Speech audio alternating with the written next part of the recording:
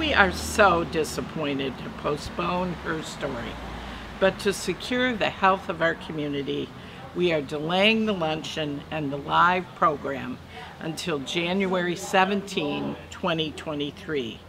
But we want you to have something now, so we produced this preview with a few of the stories that are a part of Herstory. We hope that once you've viewed these, you'll be so excited to view the entire show next January. Thank you for your understanding and your patience as we all wait for a COVID-free future. The idea for Herstory came to us when we discovered how little history is devoted to women. The stories you'll see in this preview recount the lives and the accomplishments of some of the women of Boca Grande.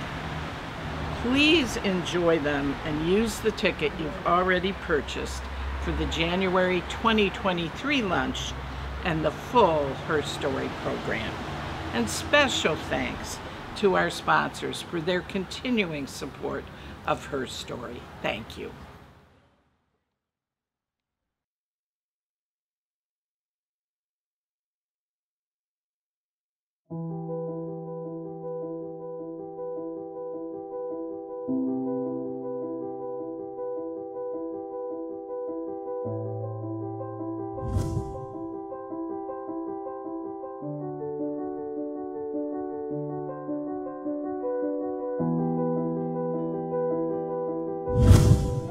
I'm Betty Barndollar.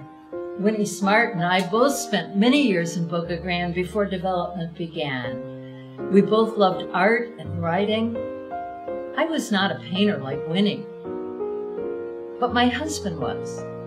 I loved writing and theater and was involved in a predecessor to Royal Palm Players, writing plays and producing them. We arrived on the island in 1959, shortly after the bridge opened.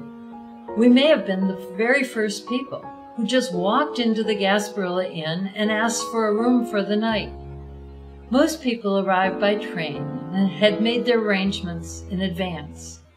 When we arrived, the desk clerk seemed taken back and had to check with the manager to see if she could allow someone without a reservation to have a room. My husband Jack compounded the problem by asking the bellman for a key. There were no keys at the Gasparilla Inn, he told us, incredulous at our ignorance. Well, I arrived on the island about 17 years later and found a somewhat seedy-looking town. The railroad depot and many other buildings were boarded up. The depot's pink paint was peeling. Grass was growing up through the railroad tracks, which were still there, but unused. Vacant lots were also overgrown. Despite this, I thought it picturesque, and my painter's eyes saw the possibilities for paintings. I loved the lighthouse. I loved Widden's. I loved the flowers that spilled over the walls of the estates. The colors and the light were so different from what I saw in Maine, where I had a gallery and house. I had to buy new paints for my palette, the brilliant rose color of the bougainvilleas and the soft greens and aquas from the Gulf. But there were so many scenes to paint that I could stay busy for many years. And I did. Well, Jack and I only stayed for a day in 1959, but we returned a few years later and bought a house. We were at the inn again, but this time we'd made reservations. The evening of the day we signed the papers for our house, we walked from the inn down to the beach between the giant Australian pines that then framed Fifth Street. All the stars in heaven were shining, and we heard the gentle hush-hush of the waves on the sand. I was transfixed, and I said to Jack, "And we're going to live in this beautiful place." And that's what we did for many years. Well, when I returned after my first visit, I came in my sailboat, the Winsome II. We moored in the bayou for a while, and then we moved to Whiddens. Later, I learned that the police suspected that we were transporting drugs and had been surveilling us. Fortunately, they discovered another sailboat from Maine with drug traces at a different marina, so we were off the hook. I could see that real estate development was beginning with the building of sea oats. That was good for me because new buildings meant walls that needed artwork. I found a retail space and rented it and started my gallery. Well, in the 60s, Jack opened a gallery, but there was no business, so Winnie's timing was much better than his. Jack gave many of his paintings to the island bars. He said he figured people had more fun in bars than anywhere else. He would give a painting to the Laugh-A-Lot or the Pink Elephant or the Temptation, the only condition being that the painting would hang there as long as the bar existed. Even today, a barn dollar painting hangs over the cash register at the Temp, and some copies of Jack's paintings are on the walls. Well, I had my troubles with retail space too. In 1980s, Boca Grande got busier with the development of visitors. One year, I returned to find that the space I had been renting was occupied by someone else. I begged a realtor to lease me part of his space, and it worked, but customers had to go through the real estate office to get to me. Eventually, I was able to buy a building, and my studio continues today under the supervision of my daughter, Gail Cleveland. My life in Boca Grande was wonderful. I painted, I helped create the Art Alliance, and I lived on an island that I loved. Ditto.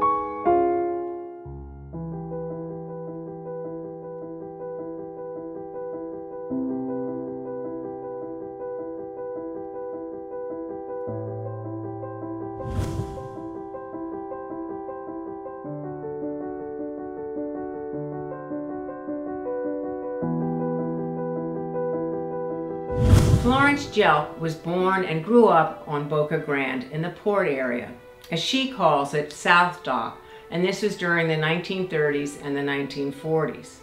Port Boca Grande had one of the two black communities on the island. The other was in the area of Palm Avenue and 1st and 3rd Streets on the island. While most who lived in the port worked there, those who lived in town worked for the railroad or worked for local families. As Florence told her story, we knew nothing about segregation when we were growing up, explaining how she and her friends would walk to few gates and be given ice cream cones and offered tables to sit at and just had a good time. She left Boca Grande in 1947 because black children could not go to high school here. She then had her very first encounter with discrimination when she could not be served in a drugstore in Arcadia. Her conclusion, I just think about the wonderful life we had in Boca Grande when we weren't aware of what was going on in the outside world. Mrs. Jelk's grandfather was Ike Washington, who moved to the island in 1910. He worked at the port and eventually had 14 children and knew that he needed to find someone to teach his children. The school that he brought helped with the island sat right in the middle of a cow pasture and included grades 1 through 8. The first teacher's name was Angelita George, and later she was joined by her daughter, May Ola. The two teachers taught here for 40 years in the one-room schoolhouse, where Mrs. Jelk says the children got a very good education. She says, my dad was Booker T. Washington. Everybody knew him as Booker. There was a street named for him at South Dock before the blacks moved out. He started as an office worker on the south end of the island and in 52 years worked his way up to foreman. Florence credited Louise Crowninshield with having made life more wonderful for black children. Mrs. Crowninshield provided food for the school cafeteria, educational materials not provided by Lee County, and a station wagon and driver to haul the people uptown to church. Mrs. Crowninshield also sent many children to college, including Mrs. Jelk's two sisters. Mrs. Jelks went to college on a Lewis State scholarship, but Mrs. Crowninshield paid for her clothing and her books while she was there. She remembers that upon the return to the island at Christmas, we had to visit Mrs. Crowninshield and bring our college grades for her to review. I just feel to have been born in Boca Grande was really a privilege. We were rich girls and did not know it. People were always beautiful and beautiful to each other. I knew nothing of the other stuff off the island. Then I found out what the real world was like, but I have adjusted and loved it. Florence Jelk learned her lessons well and went on to be an educator who lived in Immokalee. She was a teacher, administrator, and school principal. In the early 2000s, she was honored as one of the 10 women who have made important contributions to Collier County.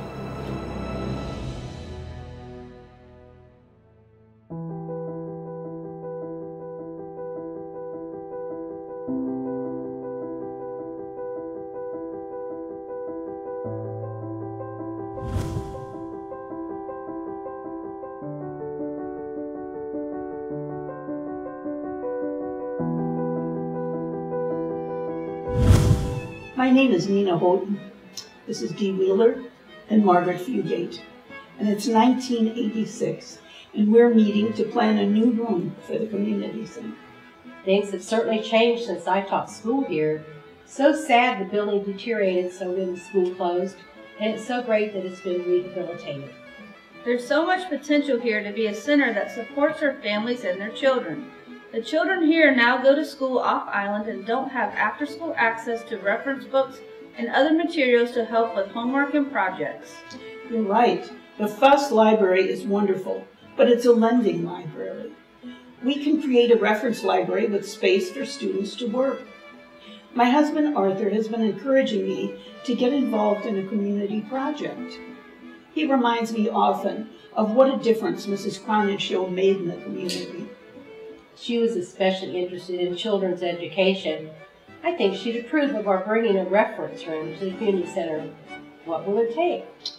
Well, reference books, magazines, and other periodicals, dictionaries, and encyclopedias. It could be open after school and evenings, a place where local students could study and learn. And decorated in a way that it will be a comfortable and pleasant place to do homework. I think I know of an artist who would create a wonderful environment, James Houston. It happened. James Houston created a 70-foot frieze called Birds of Boca Grande, based on research he did when he visited the island. The cartoonish and realistic portrayal of local birds circles the room. It will take a big fundraising effort to get the money to afford all of this, but I think we can do it. You know, as the community grows, it will also be an asset for adults as well as children. People who want to do some research or just read newspapers and magazines they don't subscribe to. Good idea. Maybe someday we'll have a reference librarian, and I can help with that. So should we put a group together to raise money and turn this into a reality? Let's go. So we started. We raised the funds thanks to some major contributors like Arthur Houghton, and the group we formed became some of the first Friends of the Community Center, with Nina Houghton as its first president. The Friends not only created the reference room, but cooperated with the Lee County Library System to bring librarian Tony Vanover to the center, as well as the reference room services of the county library. And the space became the Arthur Houghton Room in honor of his donations to make the room a reality.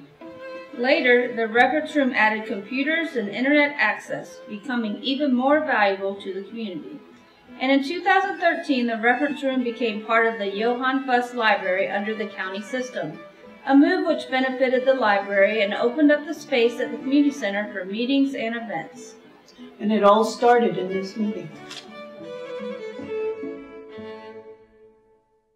We hope you enjoyed this preview of Herstory.